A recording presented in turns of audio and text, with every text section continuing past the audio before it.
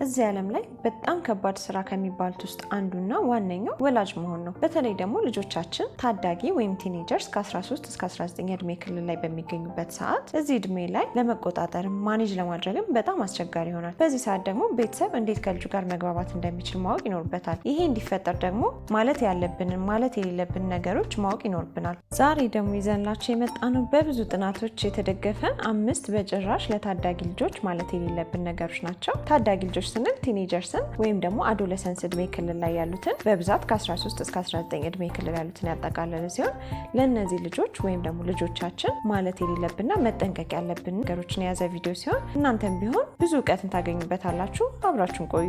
ከመጀመራችን በፊት ግን የምንለቃቸው አዳዲስ ቪዲዮዎች እንዲደርሷችሁ ሰብስክራይብ፣ ላይክ እና ሼር በማድረግ እንዲሁም ደግሞ የደወል ምልክቷን በመጫን የቤተሰባችን አባል በመሆን ይቀላቀሉ። የመጀመሪያ ለታዳጊ ልጆቻችን በጭራሽ ማለት የሌለብን ነገር ደህና ነህ ወይም ደግሞ you are okay የሚለውን ቃል ነው። ልጆች በተለያየ ነገር ተናደው ወይም አኩርፈው ሊመጡ ይችላሉ። ለምሳሌ ወይ ከጓደኞቻቸው ጋር ተጣልተው ፈተና ከብዷቸው ከሰፈር ልጆች ጋር ተጋጭተው በተለያዩ ምክንያቶች ሊናደዱ ይችላሉ። በዛ ሰዓት ደህና ነህ ወይም ደህና ነሽ ምንም አትሆኑም ብሎ ማለፍ የለብንም። እንዴት ደስተኛና በራሱ የሚተማመን ልጅ ማሳደግ እንደምንችል የሚል መጽሐፍ የጻፈች ዶክተር ጄን ማን የምትባል አሜሪካዊ ሳይኮቴራፒስትና ጸሐፊ እንደምትለው ከሆነ እንደዚህ አይነት መልሶች ወይም ደግሞ ደህና ነህ ብሎ ችላይ ማለት አይነት መልሶች ማለትም ልጆች ተጎድቶ ወይም አዝኖ ደህና ነህ ብሎ ደባብሶ ማለፍ ነገሮችን በጣም እንደሚያበላሽ ትናገራለች። የእነሱ ችግር ብሎ የሚያስቡት ነገር ለኛ ቀላል መስሎ ሊታየን ይችላል። ነገር ግን ቀላል አይደለም። ራሳችንን በእነሱ ቦታ ሆነን ስናስታውስ ምን ያህል ከጓደኛ ጋር መጣላት፣ ፈተና መውደቅ፣ ሰፈር ውስጥ መጣላት ከባድ እንደነበር አሁን ብናድግና ብንረሳውም በወቅቱ ትልቅ ችግር እንዳይመስለን ማስታወስ ይኖርብናል። የእኛን ችግር አተልቀን የእነሱን ችግር ግን ማሳነስ በጭራሽ የለብንም። ስለዚህ እንደዚህ በሚሰማቸው ሰዓት እነሱ የሚሉትን መስማትና ስሜታቸውን ማዳመጥ ይኖርብናል። ይህን መንገድ ስንጠቀም ሁሌም ችግር በሚያጋጥማቸው ሰዓት ወደኛ መጥተው ድጋፍና መፍትሄ እንደሚያገኙ ይተማመኑብናል። ሁለተኛ በጭራሽ ለታዳጊ ልጆች ማለት የሌለብን ነገር ከልጆች ፊት መጥፎ ነገር ስለራሳችን ማውራት።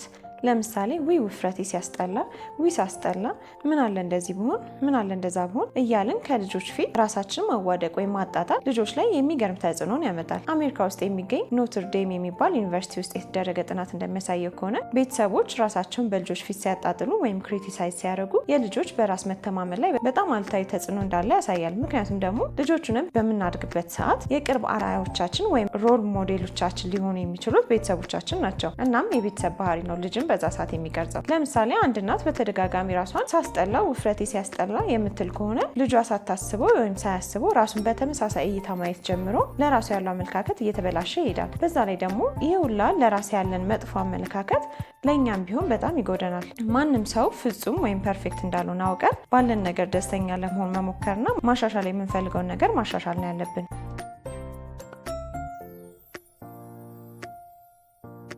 ሶስተኛ በጭራሽ ማለት የሌለብን ነገር አትዘኑ ወይም ደግሞ ስሜታችሁን አታሳዩ። ልጆች በጉርምስና ወቅት ስሜታቸው ቶሎ ቶሎ ሊቀያየርባቸው ይችላል።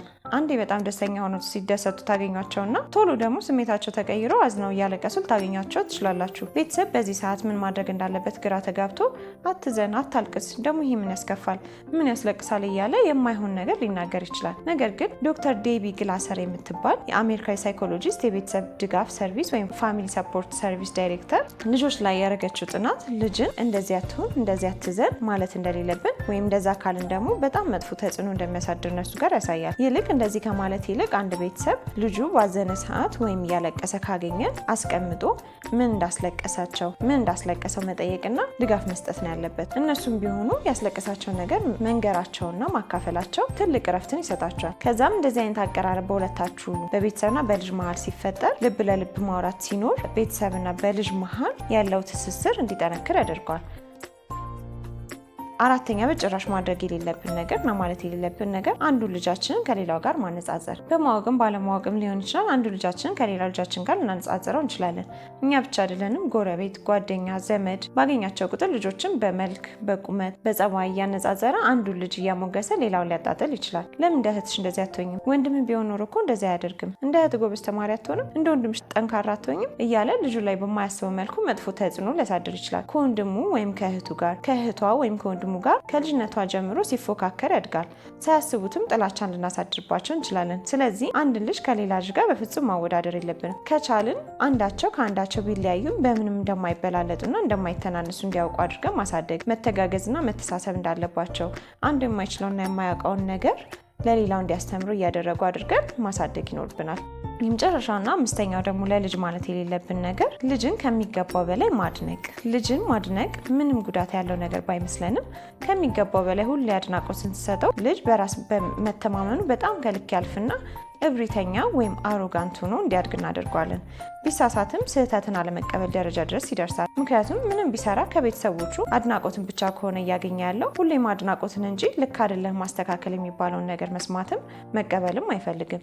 እንዲሁም ደግሞ ሁሌም አድናቆትን ሲያገኙ ልጆች በዛ መስመር ብቻ መሄድ እንዳለባቸውና ከዛ መስመር ወጥተው ቤተሰቦቻቸውን ዲስአፖይንት ማድረግ ወይም ደግሞ ማስከፋት እንደሌለባቸው ስለሚያስቡ ራሳቸውን ከመጠን በላይ ያጨናንቁታል። ቤተሰብን ላለማስከፋት ሲሉ መሳሳት እንደሌለባቸውና ሁሌም ልክ ሆነው መገኘት እንዳለባቸው ይሰማቸውና በዚህ ጊዜ ስህተት እንዳይገኝባቸው ራሳቸውን ማጨናነቅ ይጀምራሉ። እንዲህ ከማድረግ ይልቅ ልጆች ጥሩ በሰሩ ሰዓት ጎበዝ በርታ ልጄ ብሎ አድንቆ ማለፍና ሲያጠፋ ደግሞ አይዞ ሌላ ቀንም ማለት አሻሽላለ ብሎ ማበረታታት፣ ለስህተትም ቦታ እንዳለው ማሳየት መቻል ይኖርብናል።